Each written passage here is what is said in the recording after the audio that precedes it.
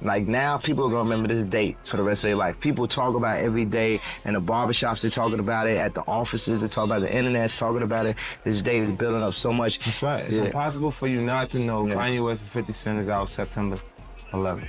Except for when you kept on telling people I would move the date. I had to do it. What I'm doing right now, the music I'm dropping, I want it. I want the #1 spot. I will have it. You know, this is what I'm going for, and I want to beat the press. I want to beat, you know, anybody that ever like tried to make me out to be just so crazy and so this and so that. Thank you. You just adding to the excitement. You're giving me stuff to write about. On September 11th, 2007, a day etched in hip-hop history, two of the genre's most iconic figures, 50 Cent and Kanye West, faced off in a battle that would forever change the landscape of rap. This wasn't just about album sales. It was about legacy, dominance, and a shifting cultural tide. In this exclusive look, 50 Cent opens up about his competitive clash with Kanye, the industry drama, and what it meant for both artists. The rivalry, filled with strategic moves, drama, and unexpected twists, still echoes in the hip-hop community today. Competitive nature of this art form doesn't exist in R&B or in classical music or jazz. And they make great music, but it's not as competitive as hip-hop. That's why you get the friction. They say it's beef. That's a new terminology for... Put your hands down, listen for a second and checking. Snoopy Digo Double G, I'm flowing like I'm on a record, but I'm not. I'm on BET 106 in Park, and I'm hot off the block. Oh yes, I'm fresh indeed. Oh yes, it's... This album, I threw straight to the bank out there, and then Amusement Park was supposed to be the joint that they was going to assist me with going after. True. And then when that came, it grew at the same pace that Straight to the Bank grew. And I was like, yo, it still don't feel like it's a difference in the support. The idea to release both albums on the same day was, surprisingly, 50 Cent's. Initially, 50's label, Interscope, had set the release for late August, but internal conflicts and issues with promotion led him to push it back. Kanye, on the other hand, was ready to go, and when he revealed that his album would drop on September 11th, it created an instant rivalry. This was no longer about music.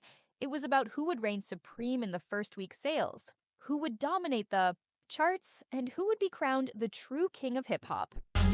I get it. I get money.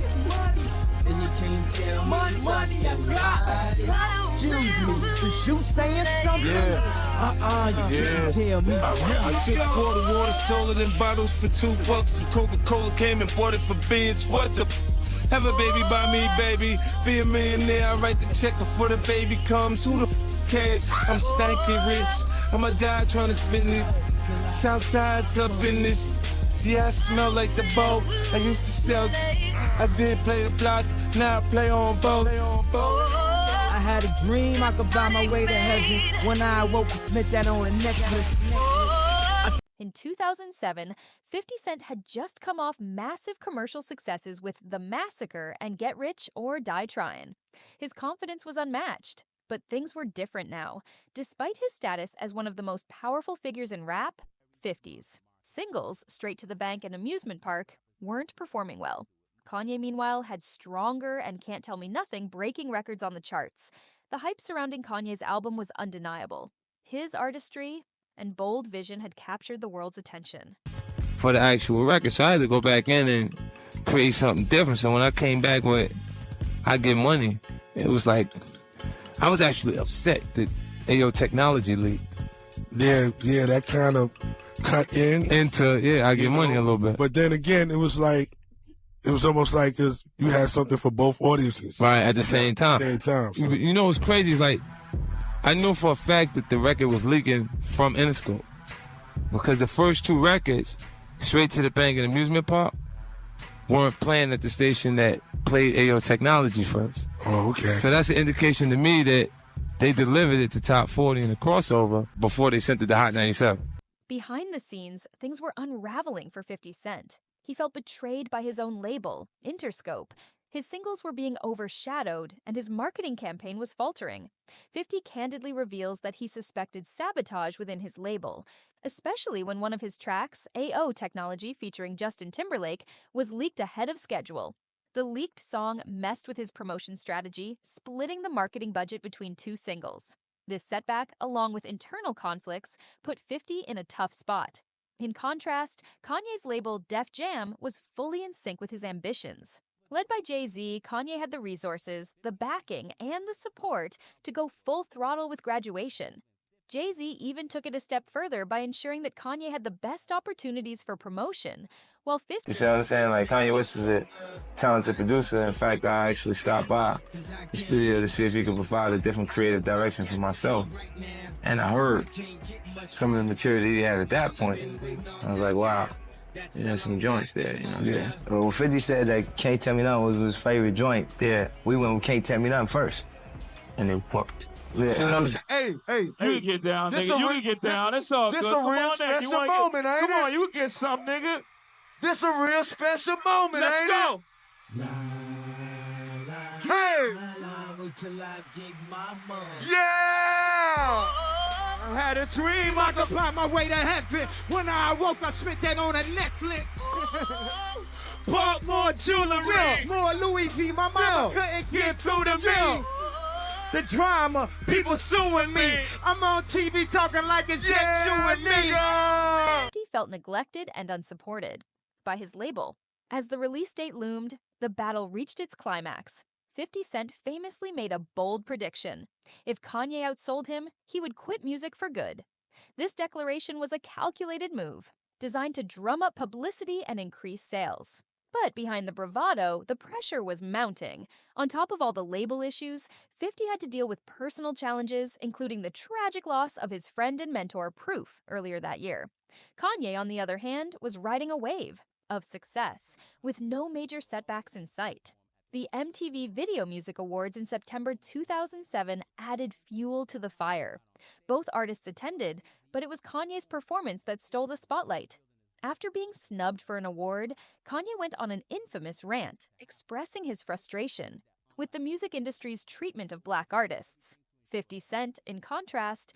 Well, I don't want to speak too much on it, but everybody thinks that, I really snap out because of not winning, but it's just a lot of things that happen behind the scenes where you're just not given a fair shake, I feel like.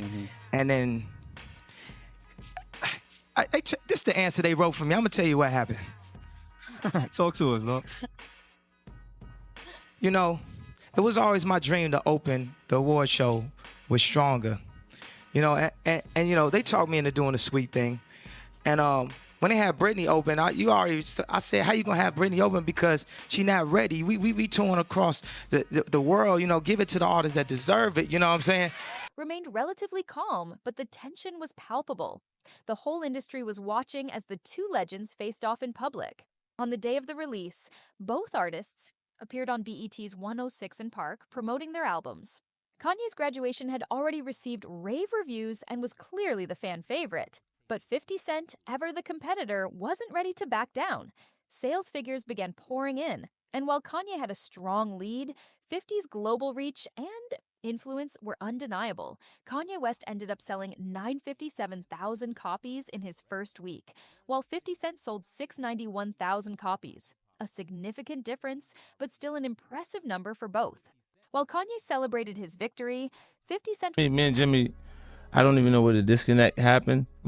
I know where my actual issues with him were created from, but for him, like we had a communication. We spoke to each other, and he expressed that he didn't like me. You see what I'm saying? Personally, right? And, so, and he didn't go around and tell it to somebody.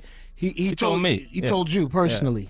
So I mean, for now, were you on the phone and he? No, we was face to face. We was talking. Kept it 100. See, you know what? You know what? You respect that, right? Yeah. Was forced to confront the reality of his situation. The beef, however, never turned personal. In the aftermath, both artists acknowledged their mutual respect for each other's talents. 50 Cent, in particular, spoke highly of Kanye's vision and creativity.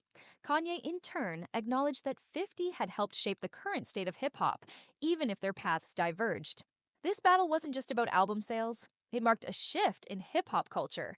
It was the end of an era dominated by gangsta rap and the rise of a new generation of artists, like Drake, J. Cole, and Kendrick Lamar, who didn't fit the traditional mold. I'd heard that you were really arrogant and really full of yourself and really, out of control. No, not. That's not what it is. I fight for what I think is the best at the time. The year before the Grammys, 50 Cent didn't win any Grammys. I went on TV the next day and I said, you all robbed 50 Cent of his Grammy. He was the most important thing. He was the soundtrack to our life in 2003. Now, when it was my turn, I was just being an advocate for what was the best out there, which just so happened to be me.